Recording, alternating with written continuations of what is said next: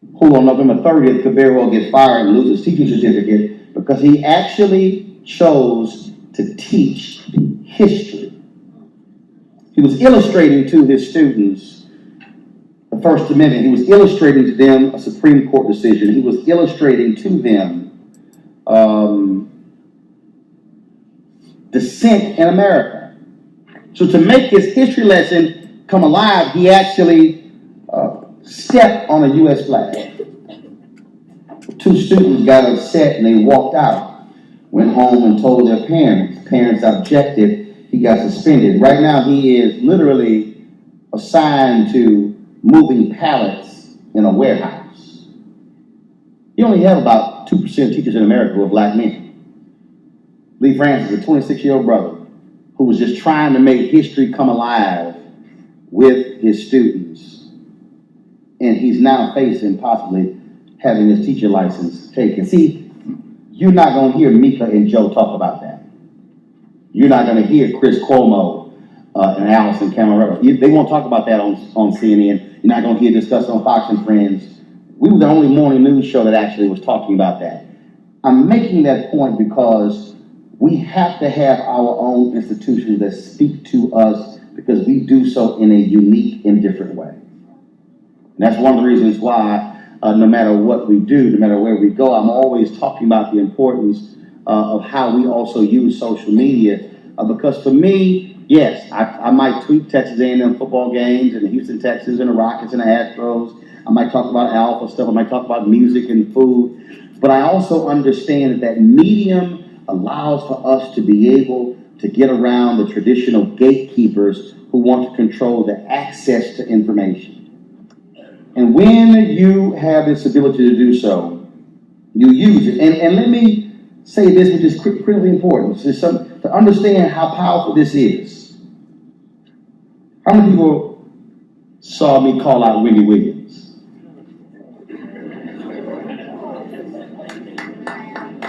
No, don't clap, don't clap. Don't clap. How many of you saw my interview with Dr. Hadar and Nicole Green? Okay, see, now we're about to have a conversation. See, 2/3 of this room, you saw me call out Wendy Williams about HBCUs.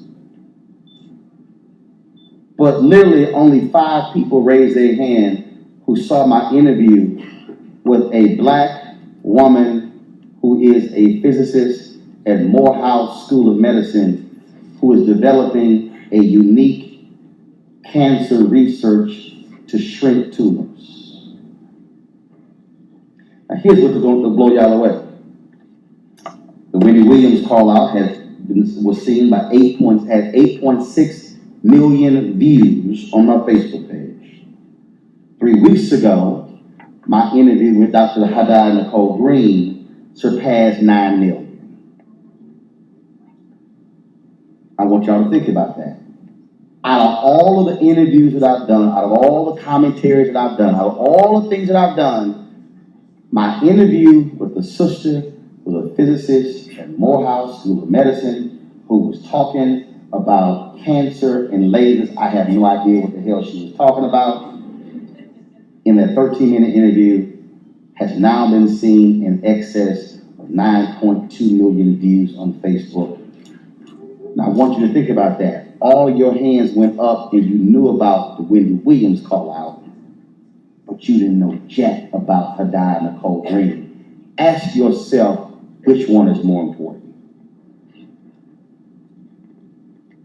This sister is trying to raise $30 million to develop what she's doing in cancer research. My show was the first national interview that she did. Coming on the show, she's been able to raise upwards of $100,000 from that appearance. I'm making that point because if that show didn't exist, she doesn't get that opportunity. I'm also making that point because I want you, when you leave here, to literally go to my Facebook page and find that. Because this whole room should have raised their hands, because that's actually more important than me calling out Wendy Williams. I want us to change our consumption of news and information. I want us to be empowered in a different way when it comes to really what matters. Because see, on my show, y'all might notice, I don't give a damn if a celebrity gets married. I don't care if they have a child. If y'all want that stuff, y'all can go watch E and you can watch BET. But I'm not going to have it on my show because I only have 50 minutes a day to empower black people. And as a host and a managing editor, I'm going to use that 50 minutes how I see fit. And if I think that wastes 2 or 3 minutes congratulating somebody who got married or had a baby or they got divorced, I don't have that mess on my show because I'm trying to do something else. They said in 1827, we wish to plead our own cause, too long have others spoken for us. That is important for all of us to remember.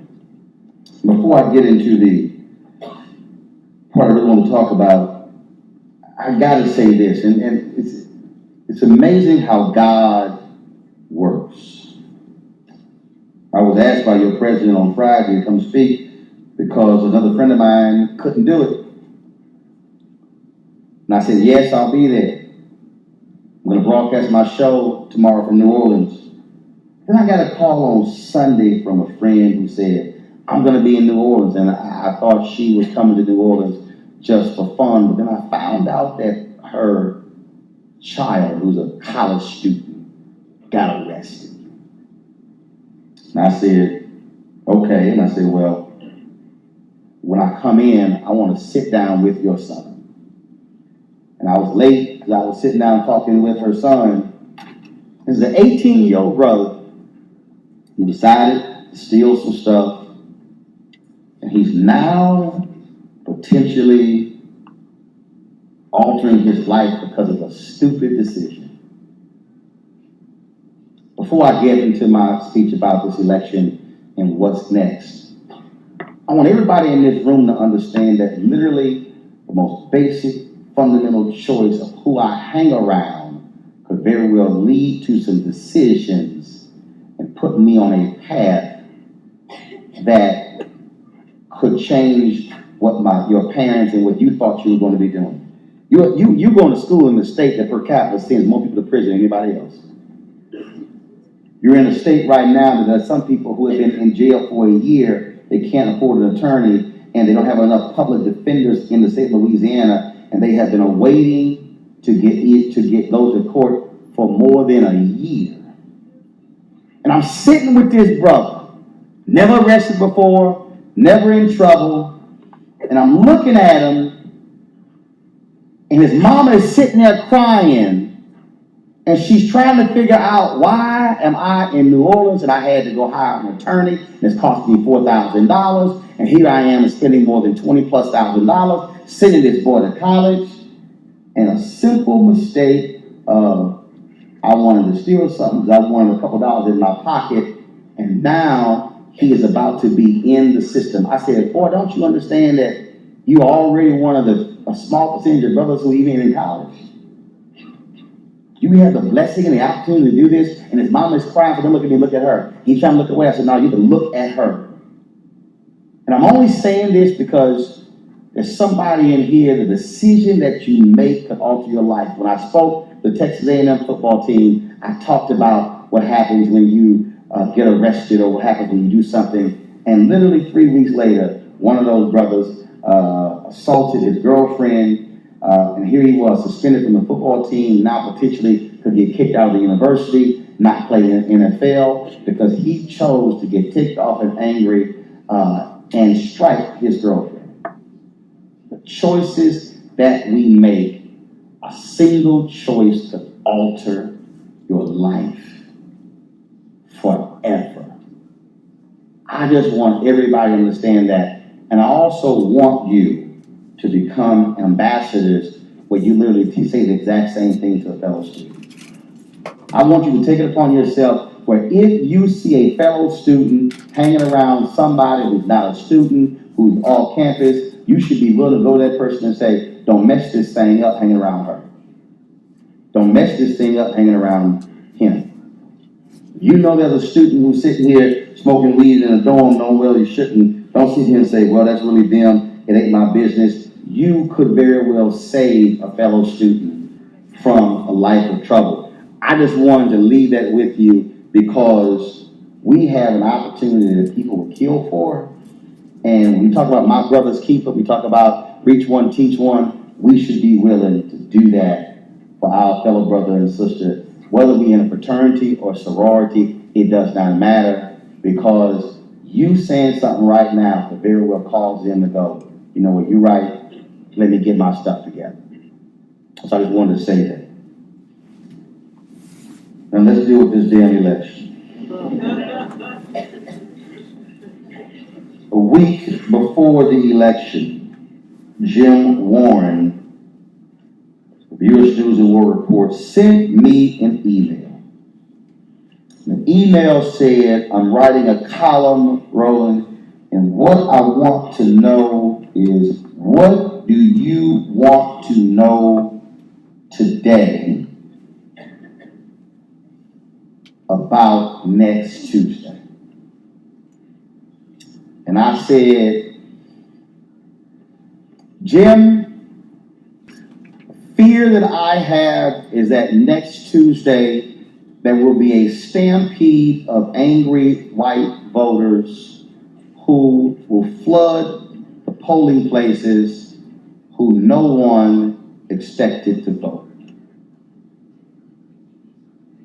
For months I had been saying that, because as folks were talking about Hillary Clinton and how she runaway was going to win it, Trump couldn't win it, I kept saying, one thing you can't measure. What happens when people who had never been part of a system all of a sudden decide to vote? People kept telling me, yeah, Roland, I hear your butt. I said, no. And it was nagging me, it was gnawing at me, this whole notion of this silent group of people, folks who were disaffected, who were not involved. They all of a sudden could say, I don't know if they're going to turn out.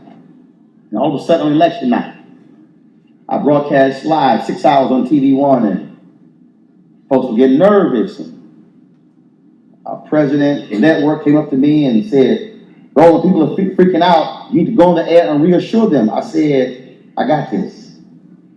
He kept telling me, I said, you want me to reassure people to do what? You want me to go on the air and say she's going to win? Dude, I'm looking at numbers here. That ain't going to happen. We got to see how Pennsylvania plays out, North Carolina plays out. And I said, no. All these folks were stunned, and I said, I can't reassure folks because what we thought was going to happen is not happening. Something else is happening.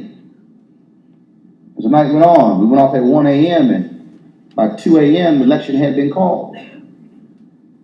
And ever since then, all these folks in media, oh my goodness, the polls, it was all wrong. How did we get it all wrong? And what was the mistake that we made? And now Democrats are blaming Democrats, and folks are saying millennials didn't vote, not enough black folks turned out. What the hell happened to all these white women? Why did they abandon Hillary Clinton? Did they know they were possibly electing the first woman president of the United States? Now we talk about the whole issue of race, and everybody's coming up with every other reason. Now you got Democrats who are saying that, oh my goodness, we now must focus on the white working class voter and what's going on with them. And everybody is freaking all out. And they said, we've never seen anything in American history like this. What happened? And I said, clearly, none of y'all have read a damn book.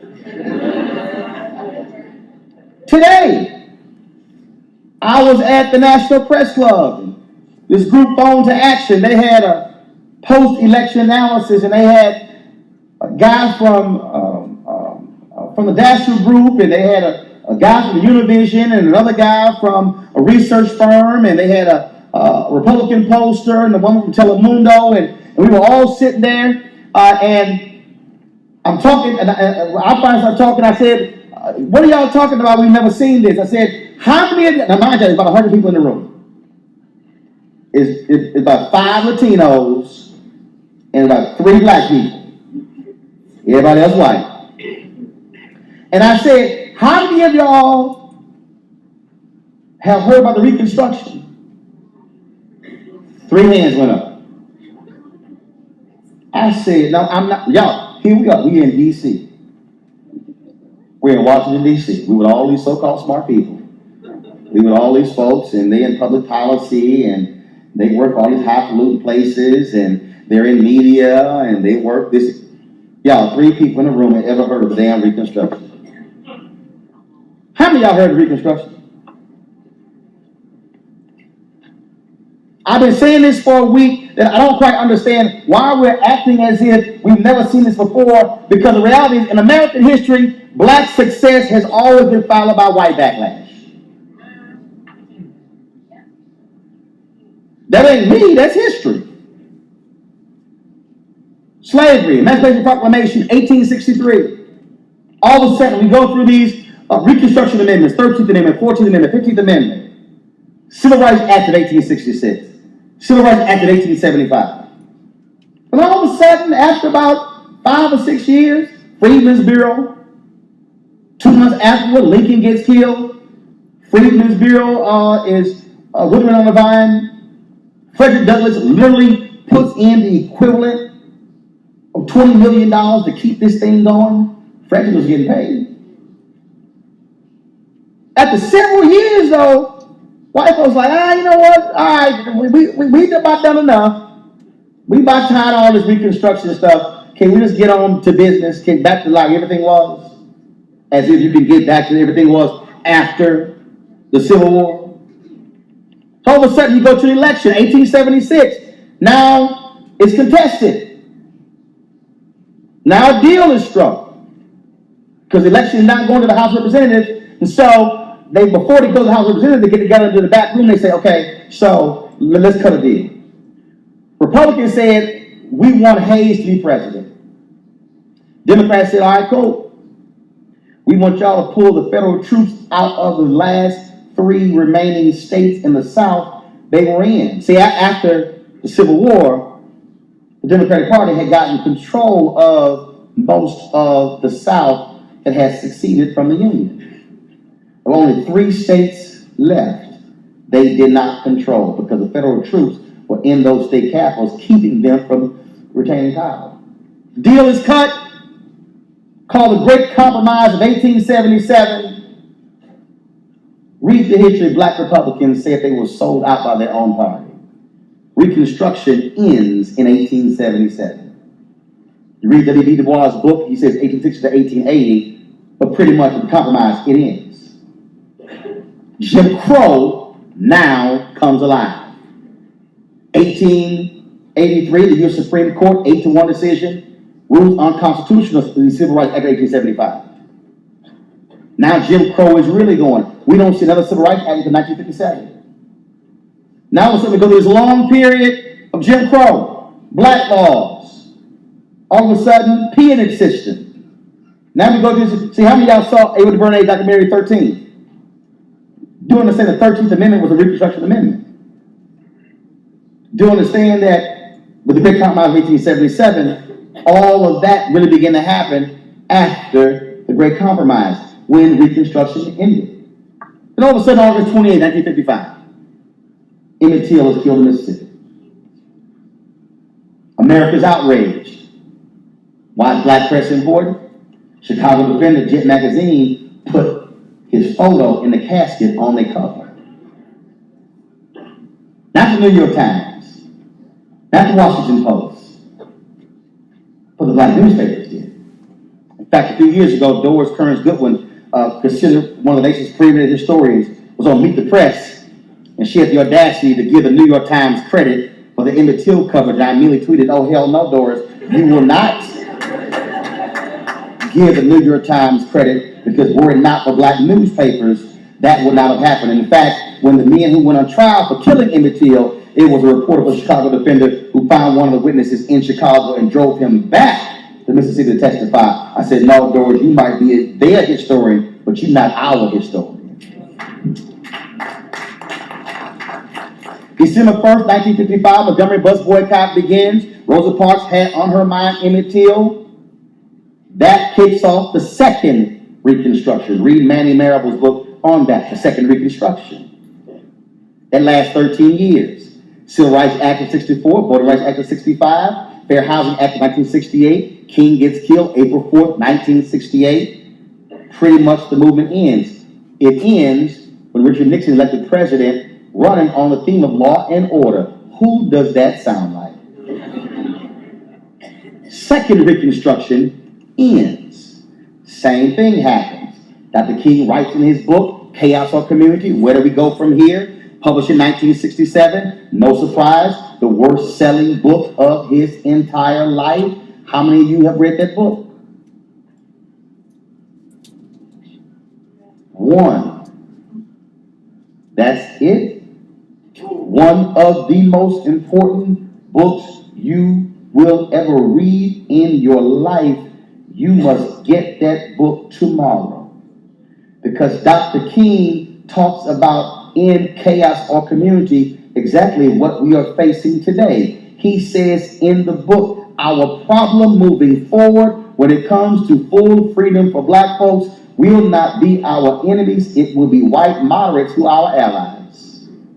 He writes in that book, it didn't cost America much to allow us to sit in a hotel. Did not cost America much to allow us to sit at a lunch counter. Did not cost America to allow us to go to a park. Now the question, will America write that check to right the economic wrongs that have existed since 1619? There was a reason that was his worst selling book.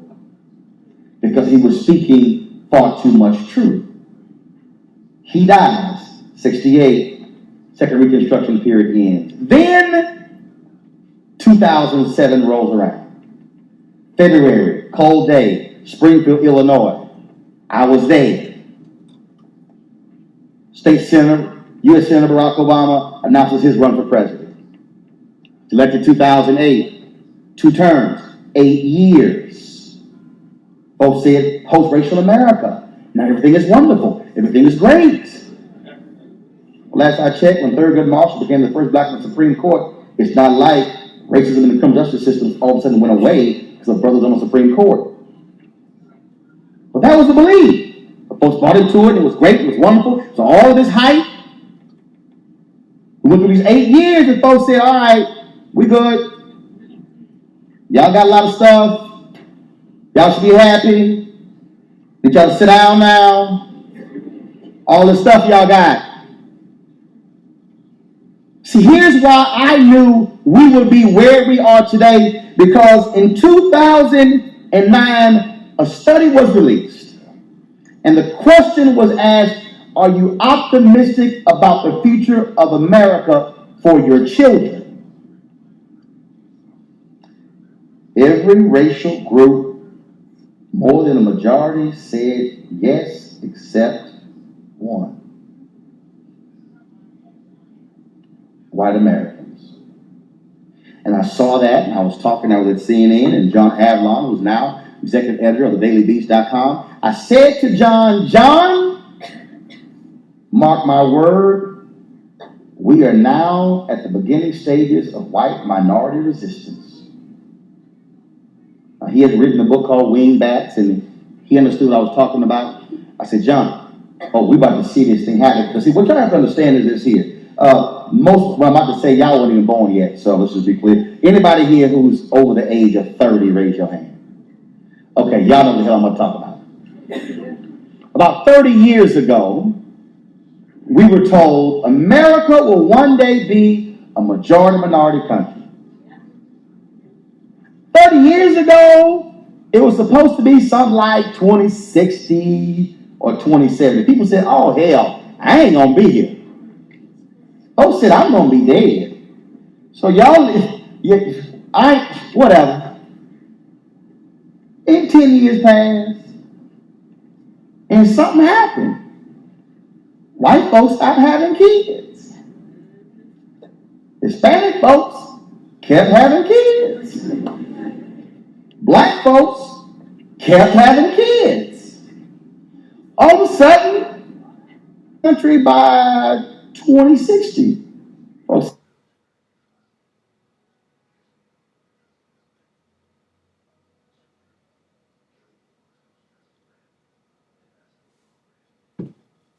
said, then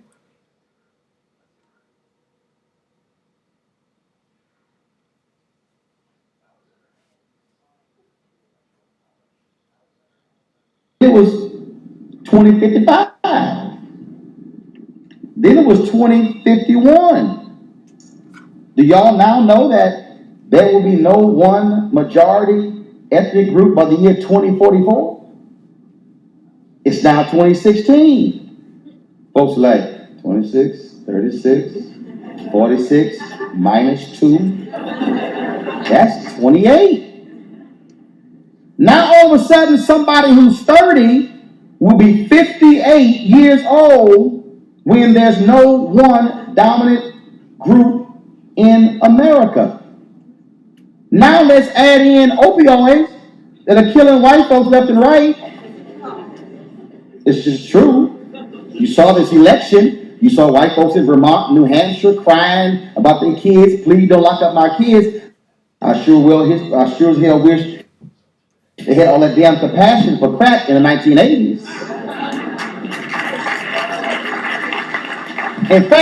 In fact, I know this is peculiar here, but we gotta thank white doctors for racism.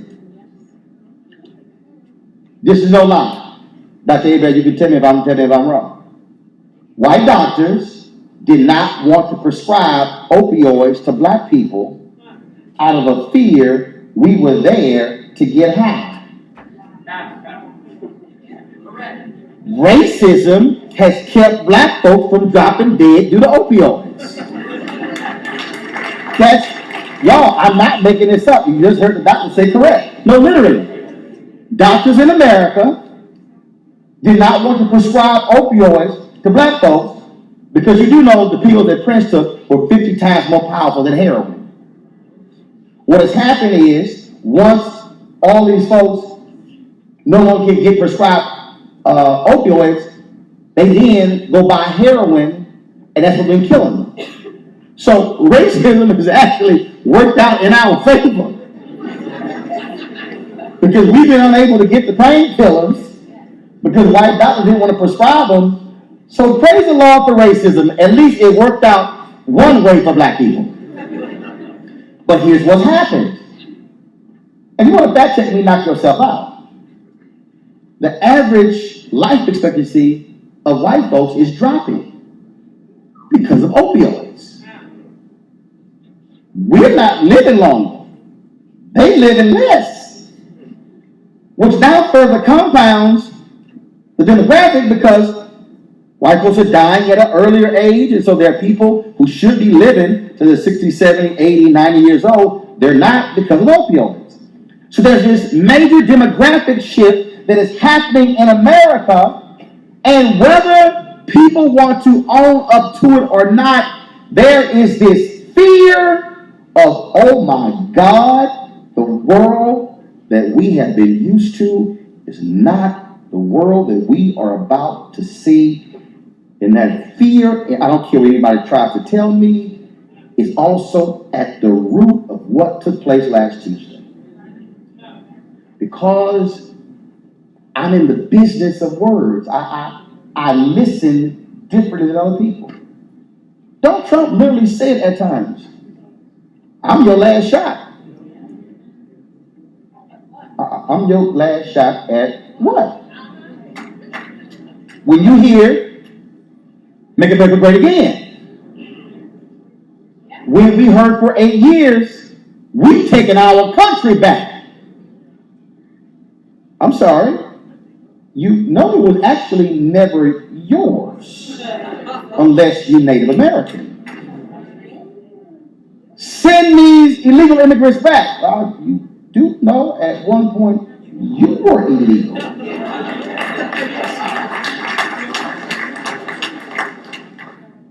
When you begin to hear these words and phrases, they mean something differently based on the person who hears it. So now all of a sudden, you start going, well, what are you talking about?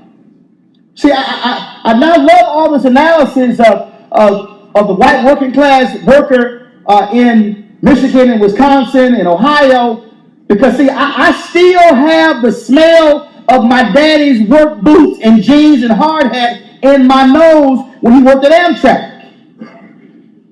Mama sat down for 8 hours a day dealing with insurance claims while daddy was cleaning trains on Amtrak. That's what put three of us through Texas A&M all at the same time.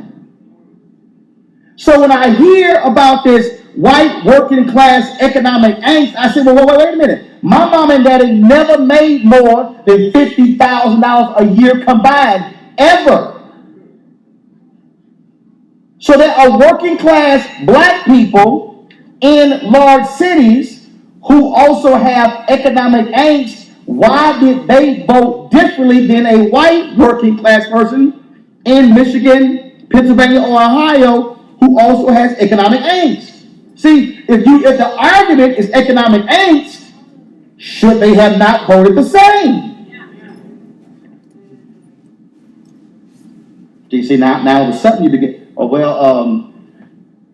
because all of a sudden you hear people say, yeah, but they see their life changing.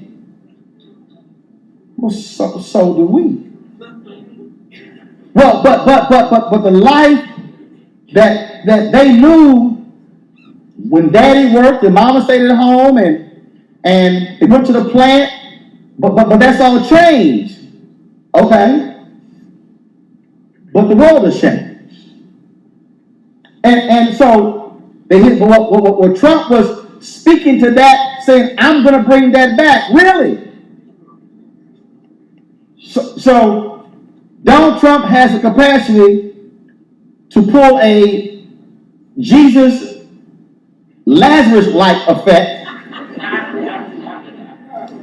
of literally stopping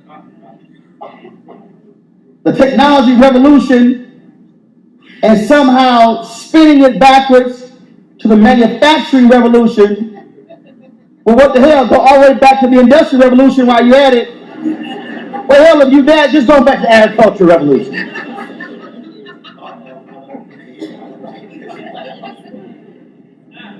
Today, Ford Motor Company made it clear. Donald Trump said in the campaign he was going to slap companies on a 35% tariff if they left America and took jobs overseas. Ford said today, okay, all right, boo. We still opening our plant in Mexico. Today, Ford Motor Company said that. And so as you begin to analyze this election, you got to start asking, okay, well, what really happened? This die was cast 8 years ago. This die was cast 10 years ago. When you begin to see what happened here, because see, what we have to understand is that race is so deeply embedded in our molecular system. That's the closest you'll ever hear me talk about biology. It is so deeply embedded in our DNA that we say and do things, and this is not letting wipe us off the hook, but most of them don't even know why they're saying it.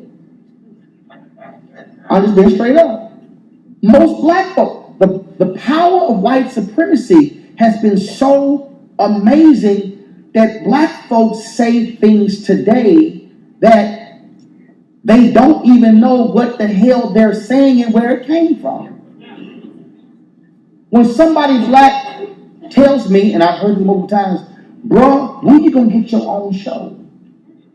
I say, well, I'm on TV every day for the last 3 years. And before that, I had a Sunday show on TV One. So I've actually had my own show since September of 2009. And he said, no. I mean a real show. And I go, A real show? You do know that we send it up the satellite the same way they do.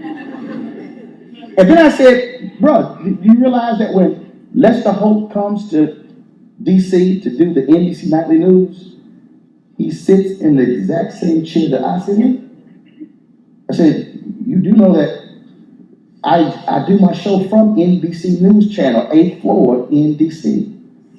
I said, you don't believe me? There's a mirror and a bristle brush right underneath on the table. Because, okay, black people, we need bristle for our hair. When I was at CNN, I would go into the makeup room. I said, I need the black brush. The brush itself wasn't black, it actually was brown. But the black brush meaning I need bristle. See, the brushes white people use, we don't quite use. Brushes for them can't go. See, somebody over here white man, oh, now I get it. Now I get it. See, the brush he uses, I can't use on my hair. I need bristle. Mine lays a little different. His brush flows through his hair. That ain't gonna flow through my hair. It's gonna skin right on top of my hair. That ain't gonna work. It's the exact same studio, y'all. Same camera, same monitor, same walls. I said, so bro, if the studio is good enough for the NBC Nightly News, I do my show from the exact same studio. How do I not have a real show? See, that's no different than when on Saturday I finished emceeing the Friendship Public Charter School Teacher of the Year program in D.C. And I went to the, after it was over, I had the Texas A&M game versus Ole Miss. I don't know how in the hell we lost. On my iPad, just blew the College Football playoff, but I'm still a little pissed off by that. But anyway, and I'm watching, so I go into the bar to watch the USC-Washington game, and there was a guy sitting next to me, white guy from Houston, two other white women, and he said, he's like, oh, Texas A&M game. Oh, my son goes there, cool. He said, I'm from Houston. I said, great, I'm from Houston as well. And then he goes, did you play football there? How the hell did we get to football? Now, one child, yeah. He was there for some rheumatoid something, some kind of conference. I ain't asking did he play football. I said, hell no, I ain't play football. I ain't never played football my damn life. And I haven't. I said, my dad didn't give a damn about sports. How did he arrive? All he heard, all he knew was that here I was, dressed, black suit, ascot, looking clean. I was going to wear an ascot tonight, but I figured I'd come with my Black Panther look. I come with my black cowboy boots as well. He thought I played football. Yo, that's the power of white supremacy, when that all he saw was black man watching Texas A&M football game. Surely the only way he could go there is he played football. So as we begin to look at these things, this is how deeply embedded this is. What is happening right now, whether we want to be honest or not, there is tremendous white fear in America. When you hear folks say that, well, my children don't have ladders of success that other children have, who y'all talking about? There literally is the belief that somehow all these black folks, man, y'all get stuff that is just amazing. What did Donald Trump say years ago that was replayed during the election? He actually said that if he came back as somebody else, he would love to come back to America as an educated black person because of all the opportunities we're getting. A guy who got the equivalent of $15 million in loans from his dad actually said, I would love to come back as a black person because all the opportunities. Chris Rock said, ain't a white man in America would trade places with me and I'm rich. Now I know that's somebody looking at me saying, but man, that white, come on now, I mean, really? Please, just Please show me all the stuff that we get. Is it stored somewhere? Is it under lock and key? I mean, I'm trying to figure that out. You see, I mean, Megan Kelly's about to negotiate a $20 million a year contract with Fox. Bill O'Reilly's getting $15 million a year. Anderson Cooper makes $10 to $12 million a year. Matt Lauer makes about $25 million a year. I can go on and on and on. Robin Rauber, the only black person up there, close. Please show me where the abundance of opportunities are lying, because I don't quite see it. But literally, that's what you have going on here. So you have a battle going on. And I'm watching media, and see, I had Reverend Jim Walsh on my show today. Get his book, Original Sin. He's a white preacher speaking truth to the reality of race in America. He'll be a great speaker to come to your campus. Jim Wallace actually said, he was on the show, he said, Roland, I've done all of these national shows in the past 7 days, and yours is the only show I have done or seen that is actually confronting the reality of race in this election. I said, well, Jim, that's simple. The other networks can't confront the reality of race in this election because they have the same problems in their newsroom. See, you can't talk about white middle class in Michigan because that's what the executive suite CNN looks like. Oh, please, take your time. You will find probably more black people in Idaho than you will find who's in decision-making position at CNN. Show me the number of black people who are in executive positions at ABC and CBS and NBC and Fox News and MSNBC. Please show me in the history of America, no African American has ever headed a studio in Hollywood. You've had black folks with CEOs of American Express, Xerox, Symantec. I can go down the line. You ain't never ever met somebody black, the head of a single Hollywood studio. That says a whole lot. What I'm trying to say is that what took place last week is real, but America is in denial about it. Even Democrats. Power Pack came out with a study 2 years ago, that showed that in the three previous elections, more than $500 million had been spent by various Democratic groups, and only 1.7% of those dollars went to firms that had at least one minority partner. How? And so, ain't it amazing? You have white Democrats, Senator Bernie Sanders, Senator Elizabeth Warren, and others on television talk about income inequality when they practice it.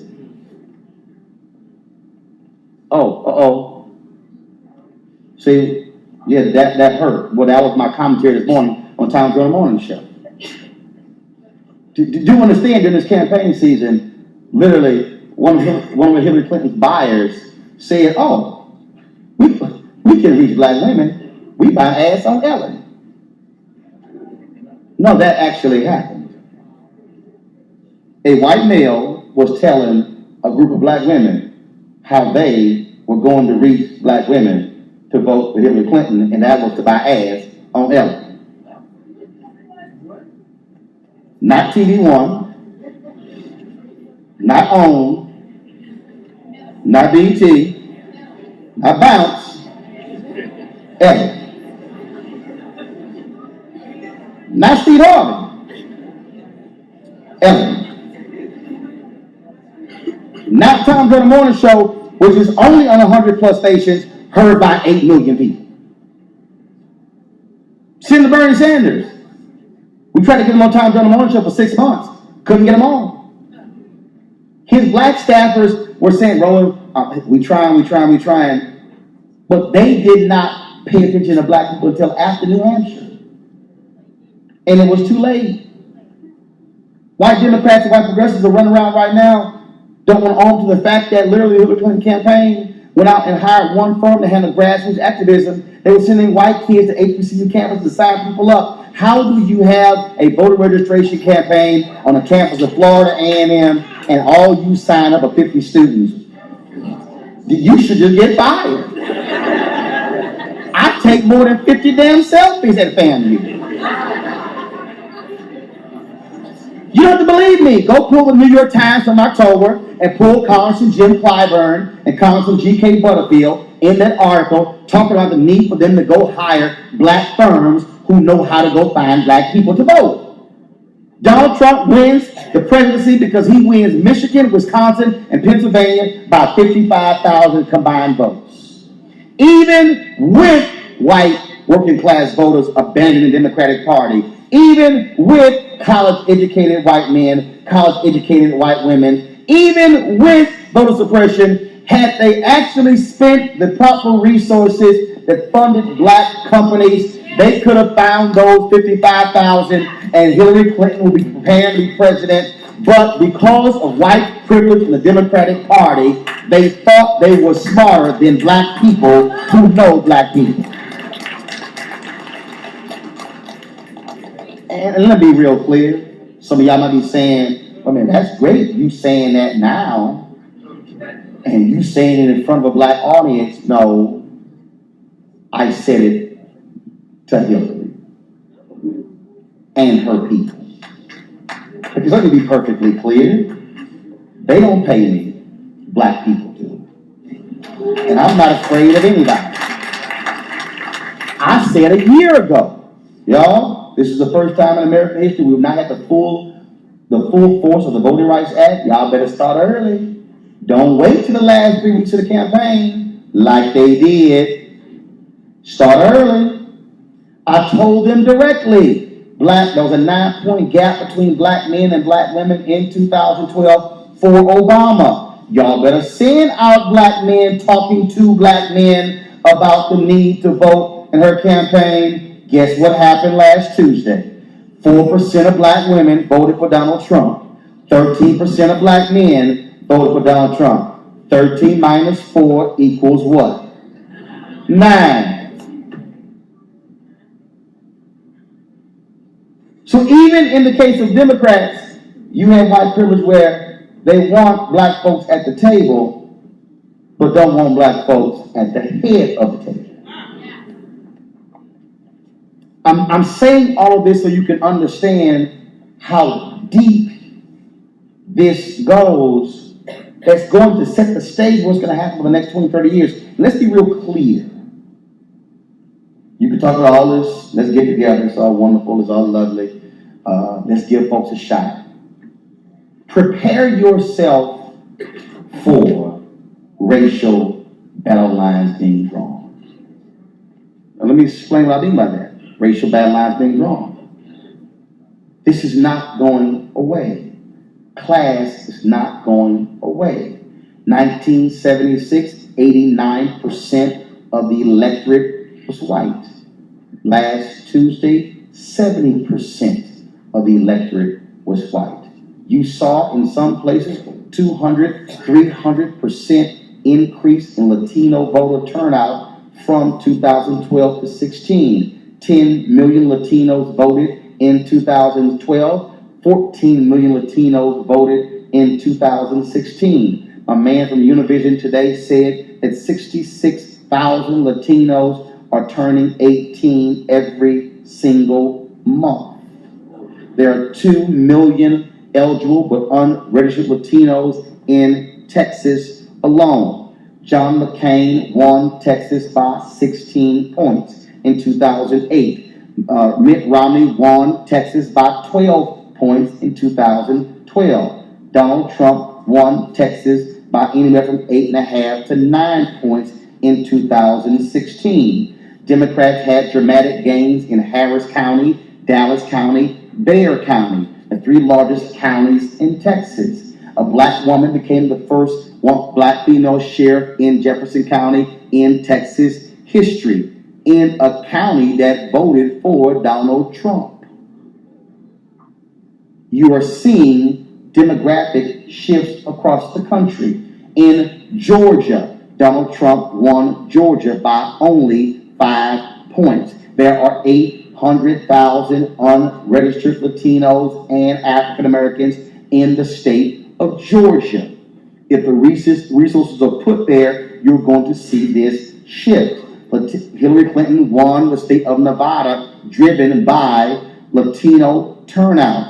Hillary Clinton lost Arizona by less than half of the margin she lost Ohio. She lost Ohio by 450,000 votes to Donald Trump. She lost Arizona by less than 200,000. Arizona, which has been a hard red state for years, could very well become a purple state in 2020 because of the demographic shifts. All of this focus on the white middle-class voter in Michigan, Wisconsin, Pennsylvania, and Ohio can get ignored if they win a North Carolina, win some of your western states. Because as those states lose more people, they then lose representation in the House. You do know the Electoral College map, the number of Electoral College votes is based upon the number of House seats in your state. House seats plus your 2 U.S. senators. If your state has 12 House members, which is based upon population, your state has 14 Electoral College votes. When the next census comes around in 2020, you're likely going to see significant population shift away from those Rust Belt states, which means the Electoral College numbers of Michigan, Wisconsin, Pennsylvania, and Ohio are going to drop in 2020. They're going to increase in places where the population is increasing. You're going to see this shift take place. You're going to see these battle lines being drawn. Prepare yourself for this. You're seeing now folks emboldened, kids walking in classrooms shouting, "Build a wall, build a wall." You're seeing Muslim students being attacked. You're seeing white kids yelling white power. You're seeing us even dress this thing up by calling it the alt-right when actually they are white nationalists and white supremacists. I will never call it the alt-right because, damn it, they are white nationalists and white supremacists. I will call it what it exactly is. I'm laying all of this out because all of these folks who somehow don't believe that race plays a role, it is the undercurrent, it is the underbelly. You don't have to believe me. You cannot tell me that if race was at the center of the country being created, go back and read the book Dark Bargain to understand the role that race played in the creation of the United States Constitution. Go back and read Du Bois' book or Eric Foner's book on Reconstruction. Go back and read when you look at the black laws. Go back and read and look at the covenants that were outlawed. The reason Governor Terry McAuliffe in Virginia restored the voting rights of the formerly incarcerated, because the reason the voting rights were changed in 1907 was because a state legislator actually said on the record, "We need to keep the darkies from being able to vote." That was the quote. So you can't tell me that public policy in 2016 is still not predicated on racist policies in the early 1900s when in fact they are. You can't tell me when we talk about the 13th Amendment, what's happening in our prisons when the Constitution still says slavery is allowed in the prison system. It is still in the Constitution. You cannot tell me it doesn't exist when you begin to look at the other policies that we have. We talk about criminal justice reform. We're talking about the death penalty. We're talking about what happened last Tuesday. 3 states still dealt with the death penalty. In the state of Nebraska, a red state, the legislature outlawed the death penalty, but the governor he was a millionaire, used his own money to put it on the ballot, and the voters voted to reinstall the death penalty in Nebraska. Typically, when you find somebody who's on the death penalty, who's on death row, who's been found innocent, you can close your eyes and guarantee it's likely a brother. We have to understand what is happening in this country. W.E.B. Du Bois said the problem of the 20th century is the race problem. It hasn't changed in the 21st century. I know we don't like talking about it. We don't like owning up to it. But when a member of Congress says to the nation's first black President, you lie. You cannot tell me that somehow America has changed, especially when the members of Congress who are Republican did not kick his butt out of Congress for the gross disrespect the President of the United States.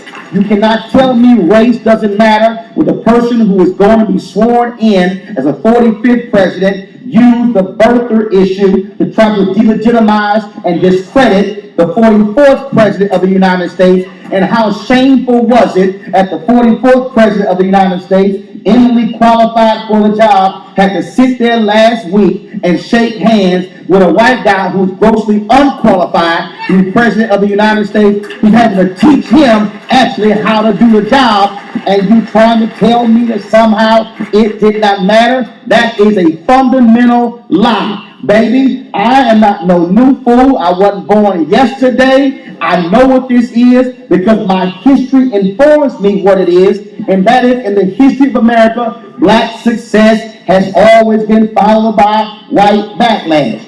I just need us to stop playing games and be honest and put it on the table and say, how do we now begin to deal with these fissures and deal with these battles and deal with these fights? Because it's sitting right there. When you have people who somehow believe, again, that if you're African American, you're getting all these breaks, you're getting all these wonderful opportunities, and there's manna from heaven, when in fact you catching hell on earth, but somehow they think is raining manna from heaven. I'm sorry, that's a reality I don't quite understand. That is what we are looking at right now. We must confront that. And so you must be willing to challenge the media folks you look at, or in fact, just turn them off because they're clearly not speaking to you yesterday and they're not going to do it today. You must begin to say, I need to go to places where I can actually learn something and figure out what's happening in this country where it's speaking to me, as opposed to keep having folks on CNN lie to you and tell you that something is happening when you know that ain't the doggone case. Yeah. What we must confront with what took place last Tuesday is the fact that we have folks who want to hold on to an America that no longer exists. When somebody says to you, America was great in the 1950s, you must look them in the eye and say, but it wasn't great for a black soldier who couldn't benefit from the GI Bill. It wasn't great for that African American who went to an HBCU and got their postgraduate degree. They could only work in the post office. See, Donald Trump actually talked about when America was great. He went during the Industrial Revolution. But let's be real clear. If you read the book, The Other Half Never Told, you will understand that the only reason America was great during the Industrial Revolution because of cotton. Because America supplied 91% of the world's cotton, and the reason America was able to fund and lead the Industrial Revolution because black folks provided free labor when it came to slavery. You take away, you got to read Gerald Horne's book about the issue of 1776, where Gerald Horne lays out one of the reasons for the American Revolution, not because of some damn tea in Boston, not because of taxation but representation, but the 13 colonies were afraid that England was going to outlaw slavery. Do you understand that slavery was the biggest economic engine of the 13 colonies? Without slavery, they had nothing else. Their fear was that slavery was going to go away. There is no capitalism without slavery. There is no America without slavery. America could not be the greatest economic nation in the world if it wasn't built upon the blacks of black people. I'm sorry that I woke up and I began to read not his story, but actual history. History informs us. That's why right now in Louisiana and Mississippi and Alabama, they're trying to figure out how do we keep putting black folks in prison. That's why the day after Donald Trump won, the one company on the New York Stock Exchange, there was a prison system, the stock went up 40% based upon the election of Donald Trump because he talked about law and order. Don't get this thing confused. That is the state of America, and if you don't like it, it's not my problem that you are black.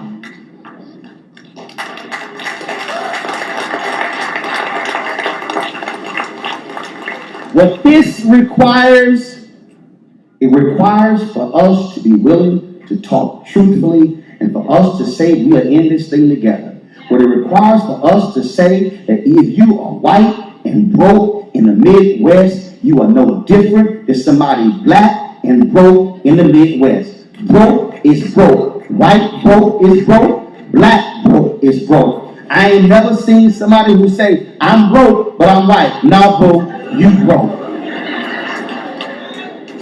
And when we talk about stay woke, you want to understand the path forward, then I say you begin to look at Reverend William Barber in North Carolina. Because see what happened, it was 16 people in North Carolina who chose to all of a sudden fight what was happening there, and they got arrested. And all of a sudden, those 16 people kept coming back on a Monday. There was largely black people in North Carolina who kept coming back on a Monday. But they kept talking about the issues facing folks in North Carolina. Medicaid expansion, how that was somehow denied by the public legislature in North Carolina. Then all of a sudden in North Carolina, white folks began to realize, oh my God, our rural hospitals shut down. Reverend Barber began to tell me that they begin to see more whites coming to their rallies, and then more Latinos coming to their rallies, and more police officers and teachers and firefighters, because they realized the policies being enacted in North Carolina were hurting them. He told me a story of being at a parade in North Carolina, and a white man draped in the Confederate flag walked up to him, tears in his eyes, and said, Reverend Barber, I got to thank you for fighting for our hospital.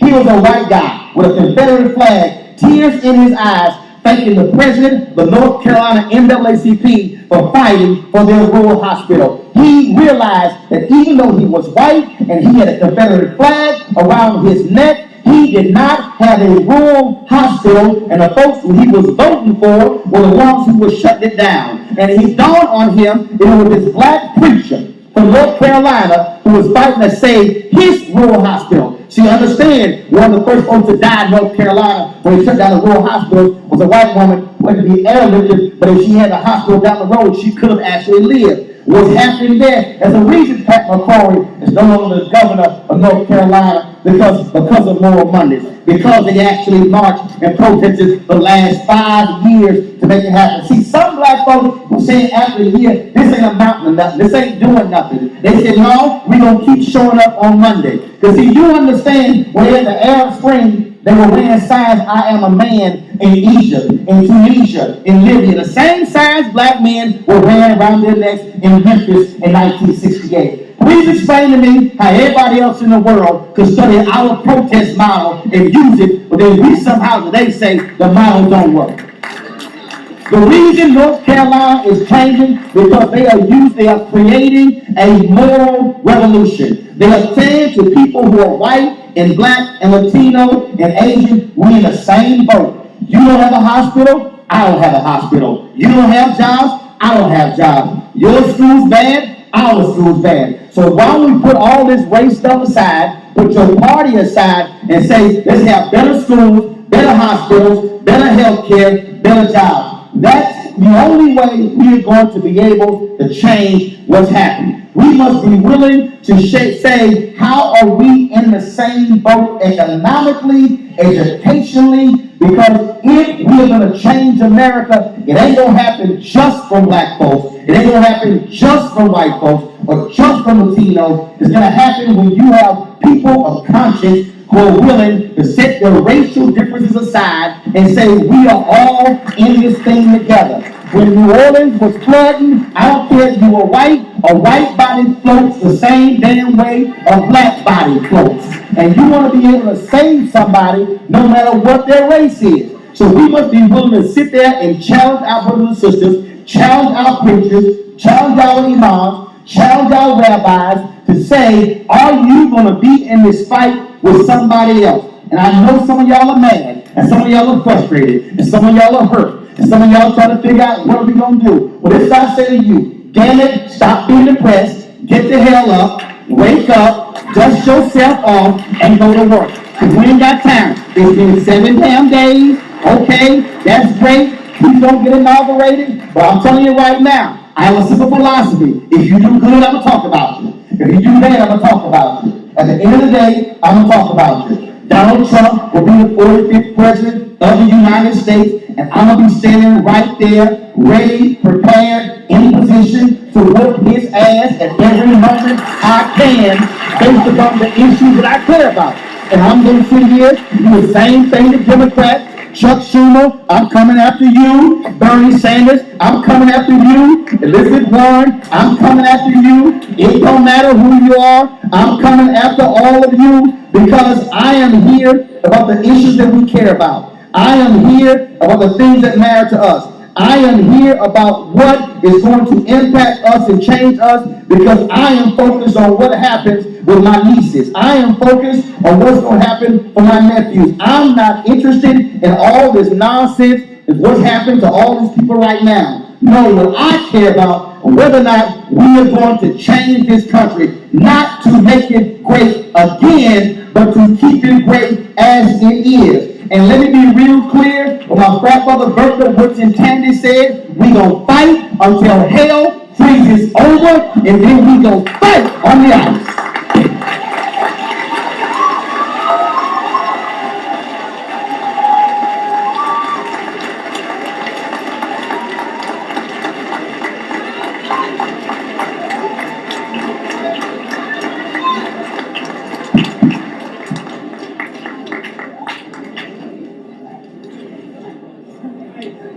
All right, I'm gonna take two real quick. I really just need to just go on through the benediction right now, because it's James' fault. She prayed a little too good, and then he started hooping at the end. Y'all didn't really catch that. The hoop going on at the end. But I'm gonna get one. Just one more. Let y'all answer. Come on.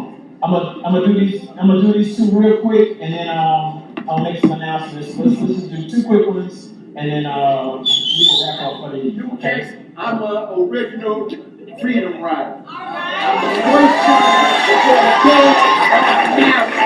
How the hell she gonna have this man here and this get two places? I ain't going for that. I've been in Parkland Penitentiary. I've been in the Parish Prison. John Lewis is my cellmate. Don't come with that milk stuff. What we should be doing, what we need to say, everybody in here should say, every child is the Christ child.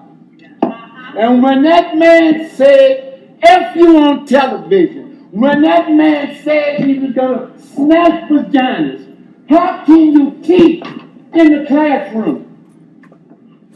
How can you teach a child to escalate to a wholeness that's belonging from our spiritual existence? Everybody in here should write a letter. Demand that this president-elect apologize to the children of the nation. Well, let me say this here. Because they would be punished in class. Let me say this here. Mr. Khan, the father of the soldier who lost his life. This is what he said. He said, I will not give Donald Trump my respect. He has to earn it. But Reverend Dr. William Barber said on Sunday in his sermon to the Pope that Jesus made. Reverend Dr. William Barber said, I'm not turning the page. He said, when he stands there and puts his hand on the Bible to be inaugurated, he needs to repent. Don't forget that. And he said, it is my job not to simply ignore what he said and did. It is to say, are you going to repent and change your ways? Prophets, remember, biblical prophets were there to speak truth. When David messed up, the prophet told him, you're going to pay for what you did. When Saul messed up, the prophets said you're going to pay for what you did. The reason why I challenge Pastor Paula White to say, if you want to call yourself a spiritual advisor to Donald Trump, as a prophet, if that's what you say you are to ask him to publicly repent for what he said. If you do not, then you give me all the reason never to listen to you again, because pastors are supposed to have a prophetic word, not a partisan word. So even though he will be sworn in, I will issue this challenge to any preacher who invites him into their sanctuary. You cannot come into my sanctuary even if you are the President of the United States unless you have publicly repented for what you said. Saying to 60 minutes, stop it, ain't enough. But this is what is required of people of conscience. And so I hope that's what we do. That as we step out there, if you voted for him or not, I don't care. You cannot say that you want a child to grow up like you just because you made money, especially when you say, well, you cut corners. No, that's not going to happen. No, people of conscience must have a prophetic voice, not a partisan voice. And just like if I'm willing to speak truth to President Barack Obama, and I have directly to him in the White House, trust me, you can write this down, y'all can record this all you want to.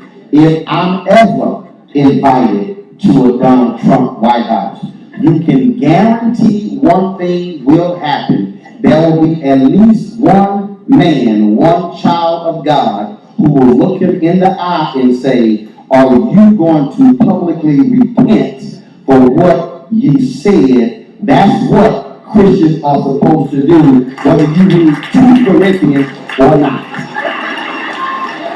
I got a question. I appreciate it, brother. I appreciate it. But let me say this. Let me say this, man. Let me say this. But I got to go to the student, brother. Birmingham. I sat with Robert Kennedy. Robert Kennedy said in 40 years a black man would be president. Got it. No, I done been beat and McComb till I limp today. You do not have the authority. You have not looked in Fannie Lou and Hagen's eyes. You have not been there. When you seen Selma, what happened to John Lewis and them on that bridge is nothing. Imagine that you on the back road in Mississippi and Alabama. This is nothing. But let me say this here. I don't stand up and bring the spiritual obligation. The president was not going to say. But let me not to be played. Let me say this here. Let me say this here, folks. Before I go to this question. And I want every elder to understand this. I want every elder to understand this. I understand when we talk about Selma, Montgomery, Albany, Birmingham, we talk about the Delta.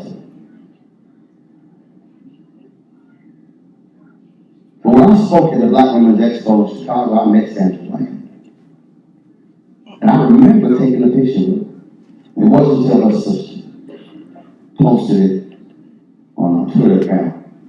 And I said, I remember the scenario. Then when I met her mom, Sandra Bland's mama said, Julie,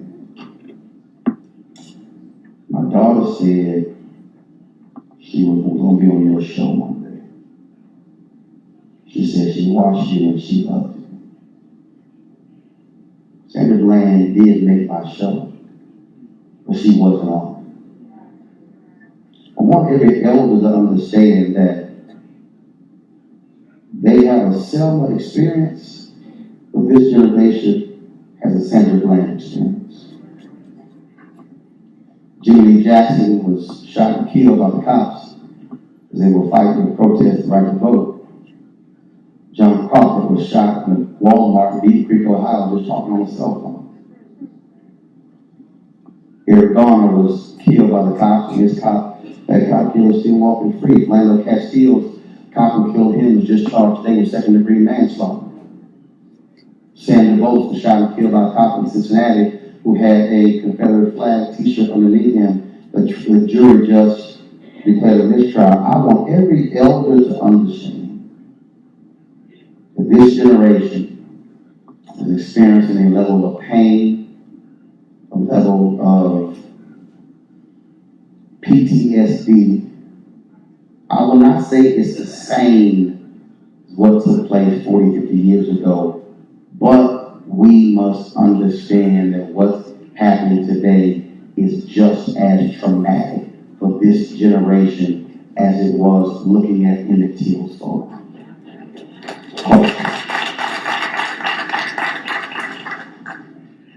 Good evening, Brother Martin. Given that the amount of registered eligible black voters did not go out to vote, are we not in a room where part of the solution is right here? Yes, I believe everybody should vote, but also we have to be honest that those who are running have to give people a reason to vote. You have to make that case. Now, people say, yeah, I'm not going to choose between the better of two evils. That's not how I look at it. To me, that was no comparison between Hillary Clinton and Donald Trump. I mean, I'm sorry. That's not a pair of glasses I was wearing. But it's incumbent upon the person running to convince somebody to run. I have been challenging pollsters. David Clark, who ran Obama's 2008 campaign, wrote a column in the New York Times talking about what he missed, what he did not see during this election. And in the entire column, David Clark didn't even mention voter suppression. And I took him to task on Twitter. I said, how the hell are you going to write a column about what took place in this election and you can't mention voter suppression? When the federal court ruled in North Carolina of a laser-like focus targeting black voters, when 70% of all black voters in North Carolina voted during early voting during the first week, and they chose to only have one early voting location in each county. Mecklenburg County, where there's Charlotte, 900,000 people live in that county, you have one early voting location. In Ohio, I was there in Akron, Ohio, and I was there in Cleveland, Ohio, Cuyahoga County, where Cleveland is, on that Sunday before the election, 2 weeks before the election, it was only open 4 hours. The Sunday before the election was only open 6 hours. When they got rid of Golden Week in Ohio, when North Carolina, they purposely got rid of Sunday voting because they knew souls to the polls. And the reason why black voter turnout was down in North Carolina, they moved early voting locations off of HBCU campuses. They moved early voting locations off of the campus of Duke University. The city clerk of the University of Wisconsin Green Bay admitted she moved the early voting location off of that college campus because in the last election, they voted in a significant way with Democrats. We have to understand that it's not just folks who chose not to vote, it's the fact that policymakers made it harder for people to vote. And that's why we must be willing to challenge that at every turn. And I say right now, since we all know they're going to make it harder, fine. Then we're going to jump over every obstacle for 2018. And I believe that you penalize anybody who makes it harder. And I told Rice Priebus that, who beat Donald Trump's chief of staff. I'll tell Steve Bannon that, and I told them to their faces. I said, y'all ain't gonna never get black votes unless y'all stop voter suppression because it's a non-starter for black people. Question. Hi, my name is Aaliyah Wilson. I am a senior criminal justice major, psychology minor. So I just want to ask, in some instances, do you think that race division is is somewhat of a distraction or disguise to like mass conflict of classes? I'm saying that to say because it just seems like the people that are in power, like they happen to be like our Caucasian counterparts, but they just want to maintain that power. So yeah, that's pretty much my question. So, Power and money go hand in hand. How many of y'all live in D.C.? How many of you been to the White House? Or walked by the White House? Seen the White House. There's only one federal agency that shares a lawn with the White House. They can literally play flag football on the lawn. You can walk 100 steps out of the side door of this federal agency and you can be in the East Wing. Which agency am I talking about? Treasury. About 15, 18 years ago, I was in D.C. Midnight, I couldn't go to sleep. I'm like, what the hell, I'm going to take a walk. So I'm walking, I'm standing in front of the White House. I look to the left. And I go, huh. I walk down. I go, dang. I look this way. I turn back. I look this way. I turn back. I see that no fences. They share lawn. And I said, oh, this is America. Power, money. Money, power. Every federal agency comes out of the Department of Treasury. You don't have money, you don't exist. So when we talk about class, class is money. That's what it is. You can be black and switch classes. And you still black. But all of a sudden, you can take on classist ways when you begin to move to a different economic class. So that's actually where we are. Class and race go together. There's a reason why you go into, we don't have to guess. You could drive into a neighborhood right now and go, man, these are some really, really nice, large homes. And you may not see anybody on the street. You don't see anybody in the front yard. All the curtains can be closed. And you can say, here's all I can live in.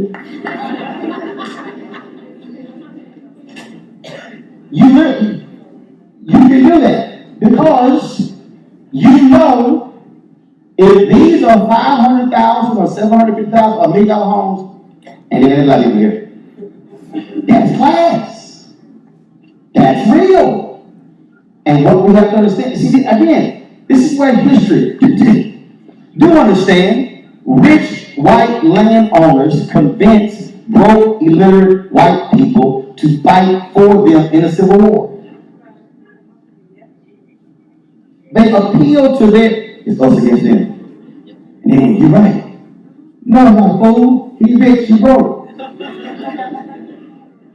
The electoral college system was based upon to protect landowners.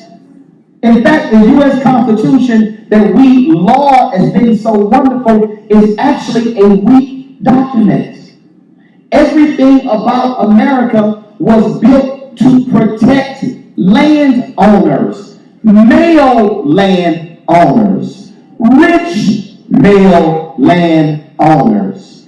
If you go back, you actually will discover that there were some black male landowners who actually got to vote before the 1866 Civil Rights Act. Why? Because they were landowners.